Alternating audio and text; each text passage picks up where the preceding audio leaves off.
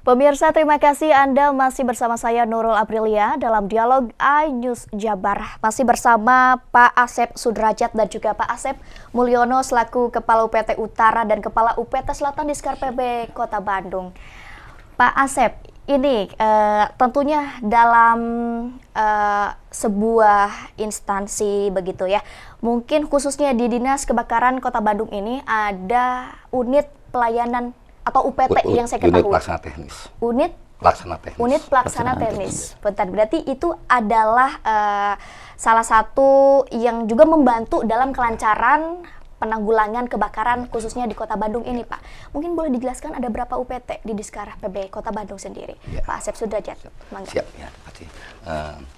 Kami di Dinas Kebakaran dan Penanggulangan Bencana Kota Bandung di tahun 2017 awalnya mungkin pemerintah Kota Bandung ya dengan perkembangannya kota dan juga siap untuk menangani permasalahan itu dibentuklah maka di Dinas Kebakaran dan Penanggulangan Bencana Kota Bandung itu ada 4 UPT 2017 itu karena dengan adanya UPT untuk lebih mempercepat lebih mendekati pelayanan, karena kalau sebelumnya ada UPT mungkin ada kita di dinas di Jalan Sukabumi, kalau kejadian di ujung kota Bandung terlalu jauh. Jadi alhamdulillah di 2017 pemerintah Kota Bandung Dinas Kebakaran dibentuk 4 UPT untuk menjangkau ke pelosok-pelosok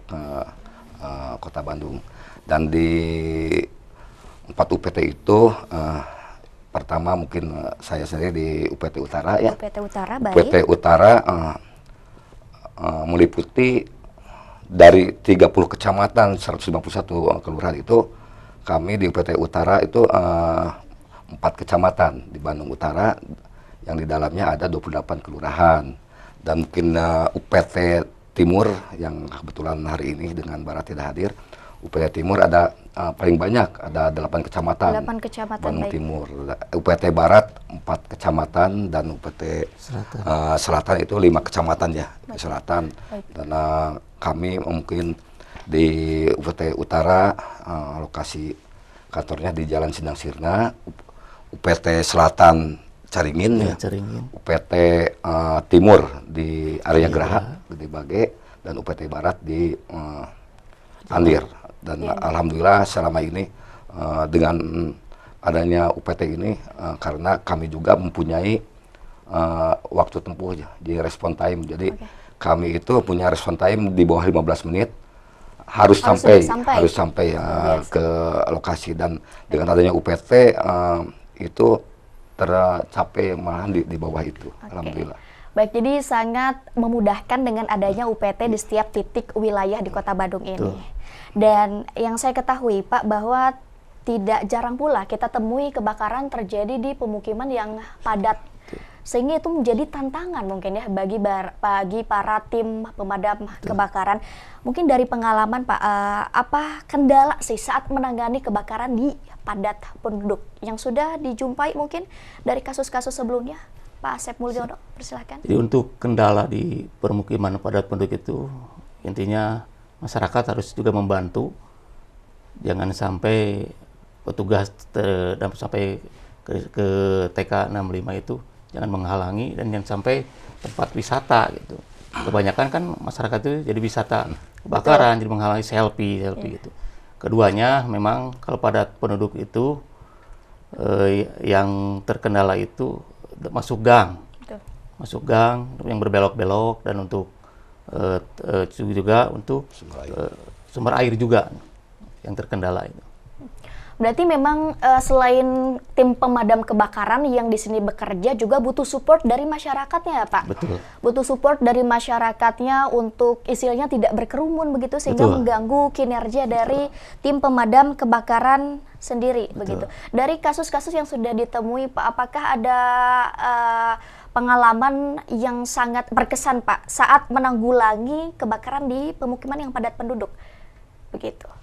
Ya mungkin bisa dibilang ini adalah berhasil dengan waktu yang cepat begitu, atau bahkan juga dengan waktu yang lama saat menanggulangi kebakaran di pemukiman yang padat penduduk seperti apa? Betul. Kadang-kadang masyarakat juga ada yang membantu jarak tempuh untuk masuk ke permukiman itu ada beberapa meter, itu juga membantu. Jadi membantu untuk penanganan dari gelar selang sampai pemadaman, dan juga yang terkesan juga alhamdulillah, jadi kita bisa menggelisir dari kiri ke kanan supaya tidak terbakar juga gitu. Jadi yang intinya kita jangan sampai merembet ke kiri ke kanan atau ke depan. Itu ada strategi khusus berarti ya? Betul. Bagaimana Pak strategi khusus yang sudah dijalani mungkin oleh Diskar PB saat memadamkan kebakaran di pemukiman yang padat penduduk ini?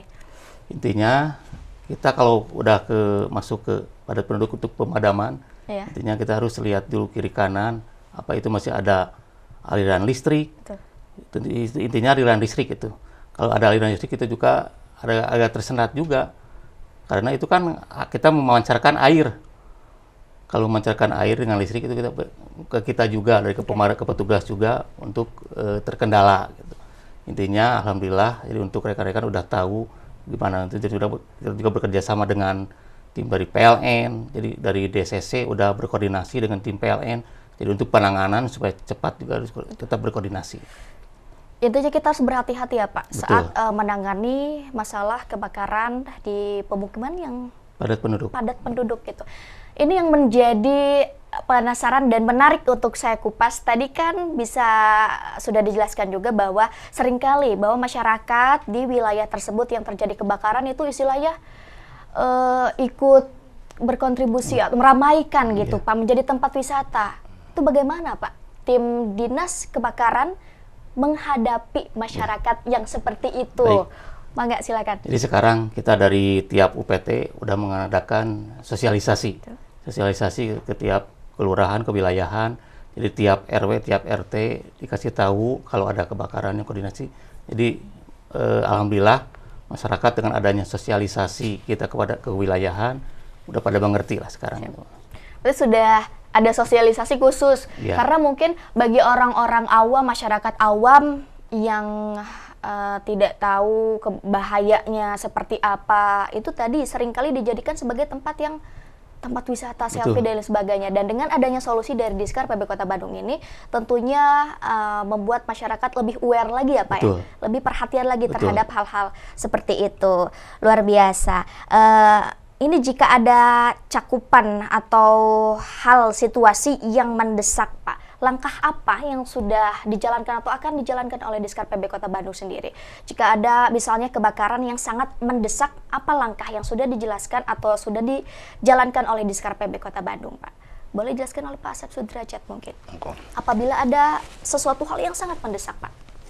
Sebetulnya kalau kebakaran itu kedaruratan ya. Memang mendesak berarti? Ya pasti mendesak, tidak ada yang mendesak. Jadi kami, apalagi dengan respon time itu, kalau di dinas kebakaran itu tidak bisa berleha-leha, tidak melihat kebakarannya apa-apa, jadi kita tidak pilih-pilih. Begitu kami menerima telepon dari masyarakat ataupun siapa tentang adanya kebakaran, pasti kita langsung merespon dengan secepatnya. Jadi tidak ada yang bilang apa itu kita ada karena dinas kedaruratan, jadi tidak respon kita cepat.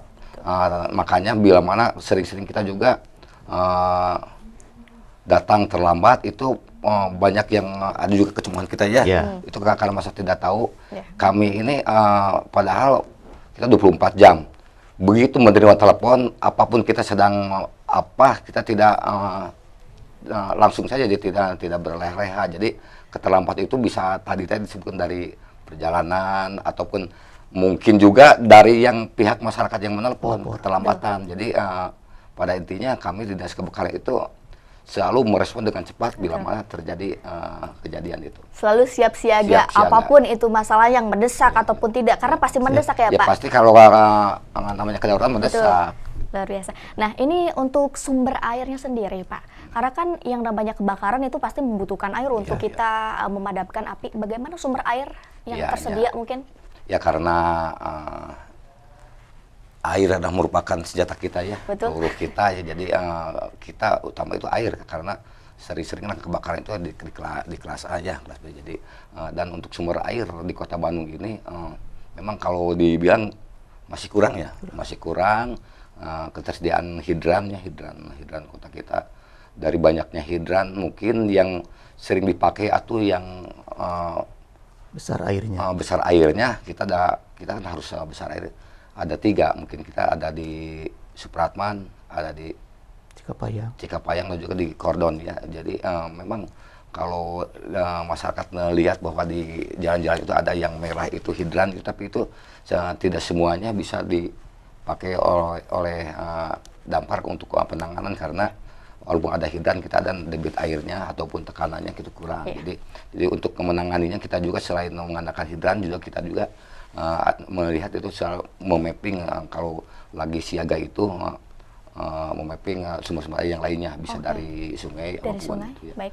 Berarti kalau misalnya sumber air di hidran ini tidak mencukupi, Pak, istilahnya berarti kita sudah mapping ya di Diskar PB Kota Bandung sendiri sudah melihat gitu sumber air mana yang akan dijadikan senjata untuk memadamkan api. Berarti salah satunya tadi sungai. Sungai terdekat mana begitu. Jadi sudah ada persiapan ya, Pak. Sumber dari hidran tadi sendiri berarti ada di 3 wilayah ya, Pak? Ada di Supratman gitu. Betul. Cikapayang dan juga Kordon. Kordon itu titik-titik yang besar airnya yang kita suka. Tapi sejauh ini masih bisa dipastikan aman, Pak, untuk sumber air sendiri. Alhamdulillah masih. Untuk sumber air memang besar itu. Dari 3 hidran itu memang besar. Tapi kalau lihat kebakarannya di wilayah mana, mungkin kita tidak tergantung ke hidran. Betul. Kita tentu di titik sumber air yang mana. Kalau dekat sungai ya kita sungai aja yang kita diambil gitu. Jadi tidak tertitik ke hidran gitu. Jadi selain hidran dan sungai, apakah ada sumber lagi atau hanya memanfaatkan 2 itu saja, Pak? Bisa selain sungai kita bisa hidran gedung dari perusahaan yang terdekat bisa dipinta gitu. Bisa koordinasi lah. Koordinasi Ya, baik, betul. luar biasa. Nanti akan kita lanjutkan kembali ya, Pak, pembahasan kita pada pagi hari ini. Namun akan ada jeda terlebih dahulu, pemirsa jangan kemana-mana, tetap di Dialog iNews Jabar.